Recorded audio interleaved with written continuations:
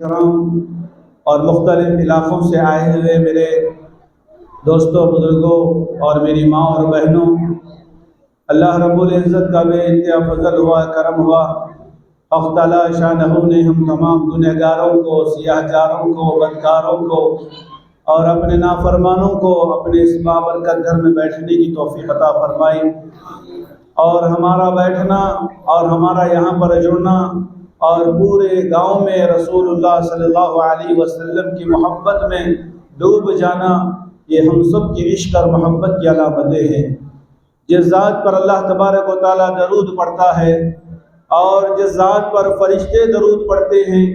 اور جس ذات پر تمام کائنات کا ذرہ ذرہ درود پڑھتا ہے،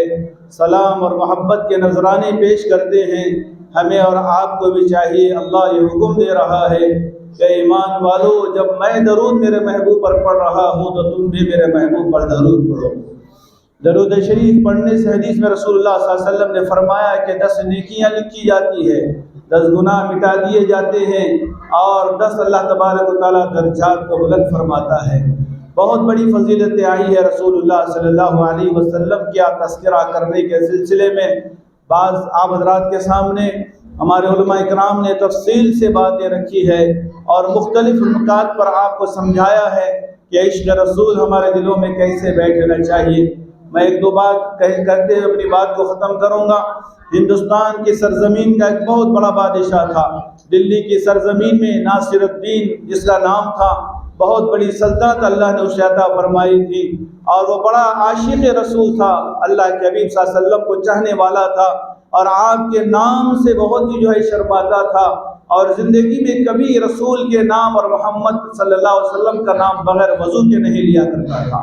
حالت یہ تھی کہ اس کے پاس ایک غلام تھا اور وہ اپنی خدمات لیا کرتا تھا، مختلف خدمتیں کیا کرتے تھے، اور مختلف علاقے کے اعتبار سے خدمتیں، وزارتیں وہاں پر تقسیم ہوا کرتی تھی۔ رسول اللہ صلی اللہ علیہ وسلم کا یہ عاشق اس شخص کو اپنی غلامی میں لیا، اور اس غلام کا نام بھی محمد تھا۔ کئی دن گزر گئے، اب یہ غلام اپنے بادشاہ کے پاس، ناصر الدین کے پاس کبھی آتا کبھی نہیں آتا، اور وہ کبھی کبھی اس نام کے ساتھ، محبت کے ساتھ اس کو محمد پکارا کرتے تھے۔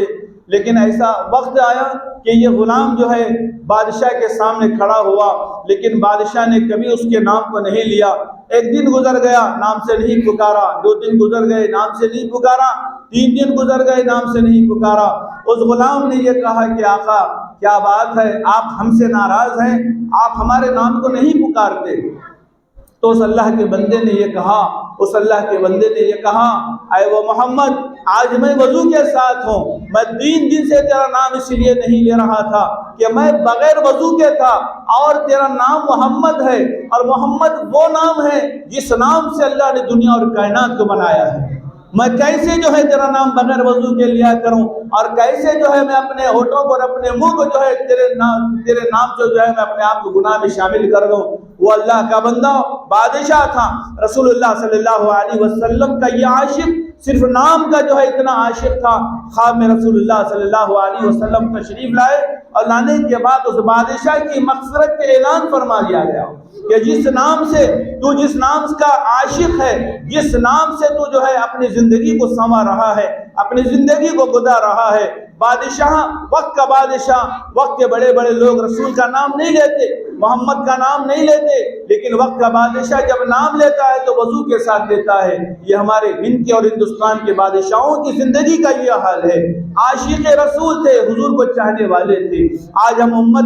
امت بھی ہے، حضور کو چاہنے والے ہیں، نبی کا نام لینے والے ہیں۔ کتنے مسلمان ایسے ہیں جو نماز نہیں پڑھتے، کتنے مسلمان ایسے ہیں جو نبی کا نام بغیر وضو اور بغیر طہارت کے لیا کرتے ہیں، جن کے جسموں پر گندے کپڑے ہوا کرتے ہیں، جن کے چہرے بغیر وضو کے چلے جایا کرتے ہیں، اور جن کے ہاتھوں میں بڑے بڑے جھنڈے ہوا کرتے ہیں۔ اس کے باوجود بھی ہم نے نبی کے نام کا مذاق اڑا لیا، نبی کی شریعت کا مذاق اڑا لیا، نبی کے کردار کو دھتکار دینے کی ہم نے کوششیں کی، لیکن دوستو یہ زمانہ وہ زمانہ نہیں رہا جس زمانے میں صحابہ جیسی شخصیات موجود تھی اور ان کا عشق اور محبت ایسا تھا کہ وہ آپ کے سامنے کبھی اپنی زبان کو کھولا نہیں کرتے تھے۔ اللہ نے منع فرمایا کہ نبی کے سامنے اپنی آوازوں کو بلند کرنا تمہارے لیے حرام ہے۔ اگر تم نے اونچی آواز سے نبی کے سامنے اپنی آواز کو بلند کر دیا تو جہنم تمہارا انتظار کر رہی ہے۔ نبی کے سامنے صحابہ اپنے منہوں میں پتھر اور کنکر رکھ کر کے جایا کرتے تھے اور یہ کہتے تھے کہ کہیں ایسی گستاخی نہ ہو جائے کہ نبی کے سامنے ہماری آواز بلند ہو جائے اور نبی کو تکلیف ہو جائے۔ ہم تو امتی ہیں، ہم تو ان کے نام لیوا ہیں، اور رسول اللہ صلی اللہ علیہ وسلم کا آج میلاد ہم منا رہے ہیں، ہم رسول اللہ صلی اللہ علیہ وسلم کے ترانے گا رہے ہیں، آپ کے نعتیں پڑھ رہے ہیں، آپ کی شان میں ہم زیادہ سے زیادہ تعریفیں کر رہے ہیں۔ موت کا لمحہ تھا، وقت آخری تھا، رسول اللہ صلی اللہ علیہ وسلم کی وفات کا دن تھا، اور جبرائیل اور میکائیل اور اسرافیل بڑے بڑے فرشتے دروازوں پر کھڑے ہوئے ہیں۔ اسرائیل کھڑا ہوا ہے، اجازت چاہتا ہے، رسول اللہ میں آپ کے پاس آنا چاہتا ہوں، آپ کی جان لینا چاہتا ہوں، آپ کی روح کو نکالنا چاہتا ہوں، آپ کو دنیا سے جانا ہے۔ اللہ محبت کر رہا ہے، اللہ تمہیں بلا رہا ہے، آسمانوں پر تمہارا استقبال کرنے کے لیے لاکھوں کروڑوں فرشتے انتظار کر رہے ہیں، وہاں کی حوریں آپ کو دیکھنے کے لیے تڑپ رہی ہے، جنت آپ کے قدموں کے منتظر ہے۔ یا رسول اللہ تمہیں دنیا چھوڑنا ہوگا، دنیا میں ہر چیز فنا ہونے والی ہے، ہر چیز دنیا سے جانے والی ہے، نبی موت آپ کو بھی آئے گی، دنیا سے پردہ کرنا پڑے گا۔ اسرائیل سے کہا کہ آجا، میں اللہ سے ملنا چاہتا ہوں، دنیا کو چھوڑنا چاہتا ہوں۔ جیسے ہی اسرائیل سامنے آ گئے، کہا کہ میری جان کو نکال لو، میری روح کو نکال لو۔ پیروں سے جان نکالی جا رہی تھی، روح کو کھینچا جا رہا تھا، حضور کو تکلیف ہو رہی تھی، رسول اللہ صلی اللہ علیہ وسلم کو مصیبت ہو رہی تھی، پریشانی ہو رہی تھی۔ اس وقت میں جب تکلیف کے عالم میں مبتلا تھے، اسرائیل سے کہا کہ اسرائیل، جو آج تکلیف مجھے دی جا رہی ہے، کیا میری امت کے لوگوں کو بھی ایسی تکلیف دی جائے گی؟ کیا میری امت کے روحوں کو بھی ایسی مصیبت سے نکالا جائے گا؟ موت کے وقت ان کو بھی ایسی ہی جو کیا پریشان کیا جائے گا؟ اسرائیل نے کہا کہ یا رسول اللہ، آپ کی جان تو ایسی نکالی جا رہی ہے جیسے آٹے میں سے بال کو نکالا جاتا ہے، آپ کی امت کی روحوں کو ایسے نکالا جائے گا جس کے جیسے گناہ ہوں گے، جس کا جیسا جذبہ عشق ہوگا، جو آپ سے قریب ہوگا، اس کی آسانی سے روح کو نکالا جائے گا، اس کی زبان پر کلمہ طیبہ بھی لایا جائے گا، اور جو آپ کا نافرمان ہوگا اس کی روح کو ایسے نکالا جائے گا، تکلیفوں سے نکالا جائے گا، پریشانیوں سے نکالا جائے گا۔ آقا آخری لمحے ہیں، جان نکل رہی ہے، امت کو یاد کر رہے ہیں، فرشتے کے سامنے یاد کر رہے ہیں، لیٹے ہوئے ہیں، حضرت عائشہ کے گود میں آپ نے اپنے سر کو رکھا ہے۔ آخری وقت ہے، ایسے وقت میں ہمیں اور تمہیں اور ساری امت کو یاد کیا، اور اس فرشتے سے یہ کہا کہ فرشتے، جو تکلیف آج محمد کو دی جا رہی ہے اور جتنی امت میری ہے قیامت تک آنے والی، اس ساری امت کی تکلیف آج محمد کے سینے پر نکال لینا، لیکن میری امت کو تکلیف نہیں دینا، میری امت کو پریشان نہ کرنا، آسانی کے ساتھ میری امت کی جان نکال لینا۔ یہ رسول کا پیغام تھا، یہ حضور کی تسلی تھی، یہ حضور کا حکم تھا، یہ آخری پیغام تھا جو نبی ہمیں اور آپ کو اس دنیا میں بے چین و بے قرار کرنے کے لیے نہیں آیا تھا، رحمتوں کی بارش کرنے آیا تھا اور لوگوں کو تسکین اور سکون پہنچانے کے لیے آیا تھا۔ ہمیں اس کے طریقوں کو اپنانے کے لیے، اس کی سنتوں کو اپنانے کے لیے ہمیں دنیا میں بھیجا گیا تھا، لیکن آج ہم نبی کی شان میں گستاخی کریں گے، اس کے نام کو بے ادبی سے لیں گے، اس کے نام کا پرچار جو ہے عجیب طریقے سے کریں گے، نبی کو تکلیف ہوگی، مصیبت ہوگی۔ ایک میدان وہ بھی ہے، قیامت کا میدان ہے، سفارش کے لیے وہاں پر رسول اللہ سجدے میں گر جائیں گے، ہماری اور آپ کی سفارش کا کوئی سامان نہیں ہوگا، ہمارے نیکیاں کم ہوگی، ہماری نمازیں کم ہوگی، ہمارے روزے کم ہوں گے، ہماری عبادتیں کم ہوگی، باپ بیٹے کا ساتھ نہیں دے گا، نہ باپ بیٹے کا ساتھ دے گا، کوئی اولاد کسی باپ کی ساتھ نہیں دے گی۔ ایسے وقتوں میں اللہ تبارک و تعالی رسول سے کہیں گے کہ اے محمد ارفع رأسک، اے نبی آپ اپنے سر کو اٹھا لیجئے، مانگو کیا مانگنا چاہتے ہو، سل تعطی، تمہیں دے دیا جائے گا۔ رسول اللہ اس امت کے لیے شفاعت کی بھیک مانگیں گے اور اس وقت تک سر نہیں اٹھائیں گے جب تک کہ میری اور آپ کی ساری امت کی مغفرت کر دی نہیں جائے گی۔ دوستو نبی تو یہ ہے اور ہمیں وہ میدان ملنا ہے وہاں میدان میں جانے سے پہلے رسوائی کا دامن بھر کر مت جاؤ، نبی کی محبت اور نبی کا عشق لے کر کے جاؤ، یہی کامیابی ہے، یہی ہماری مغفرت کا سامان ہے، اسی وجہ سے ہم کو جنت میں جانا ہے اور جنت بھی ہمیں اسی وجہ سے ملے گی۔ ہم دن بھر جو ہے رسول کے تذکرے کرتے گئے، اور ماشاءاللہ یہاں کی خواتین، یہاں کے ذمہ داروں نے ایک بہترین مجلس کو سجایا، پورے شہر اور پورے ضلع کے اعتبار سے یہ مجلس بڑی کامیاب مجلس رہی۔ آپ نے محبت کا اظہار فرمایا اور جذبے کے ساتھ یہاں پر آپ اپنے وقت کو ضائع کرتے، آپ یہاں پر اللہ کے گھر میں بیٹھ کر رسول کے تذکرے، نبی کے تذکرے، رسول اور محبت کے تذکرے آپ نے اپنے علماء کی زبانوں سے سنا اور اس کے اوپر عمل کرنے کی بھی کوشش کیجئے۔ کہیں ایسا نہ ہو جائے کہ نبی جو ہے ہم سے ناراض ہو جائے۔ دوستو، موت کے وقت میں جب آخری وقت ہوگا تمہارا اور میرا، وہاں پر ہم خبر میں چلے جائیں گے، وہاں پر کالا گڑا ہوگا، اندھیرا ہوگا، وہاں پر 3 سوال ہم سے کیے جائیں گے۔ من ربک، تیرا رب کون ہے؟ ما دینک، تیرا دین کیا ہے؟ اخیر سوال ہوگا من نبیک، تیرا نبی کون ہے؟ تیرا پیغمبر کون ہے؟ تیرا رسول کون ہے؟ تیرا میسنجر کون ہے؟ بتا۔ تو اس وقت میں ہم اور آپ پریشان ہو جائیں گے، تو مدینے سے رسول اللہ صلی اللہ علیہ وسلم کی شبیہ ہمارے سامنے لا کر کے کھڑی کر دی جائے گی، حضور کا چہرہ ہمارے سامنے لا کر کے کھڑا کر دیا جائے گا۔ من ھذا الرجل، یہ آدمی کون ہے؟ پہچانتا ہے۔ ہر امتی سے کہا جائے گا ہم کالے اندھیرے گڑھے میں رہیں گے، پریشانیوں میں رہے گی، سب چھوڑ کر چلے جائیں گے، وہاں پر ایک محبت کا چہرہ اور وہ جو ہے شبیہ ہمارے سامنے لا کر کے کھڑی کر دی جائے گی، اور ہم کہیں گے ہاں یہ میرے محمد ہے، ہاں یہ میرے نبی ہے، ہاں یہ میرے پیغمبر ہے، انہی کی وجہ سے میری شفاعت ہے۔ اللہ کے رسول صلی اللہ علیہ وسلم فرمائیں گے سو جا سو جا، ایسے سلایا جائے گا دلہن کو جس طریقے سے کمرے میں سلایا جاتا ہے، ایسے ہی خبر میں سونے والے بندے کو سلایا جائے گا، امتی کو سلایا جائے گا۔ دوستو، ابھی اور لمحے آنے والے ہیں اور اوقات ہمارے آنے والے ہیں،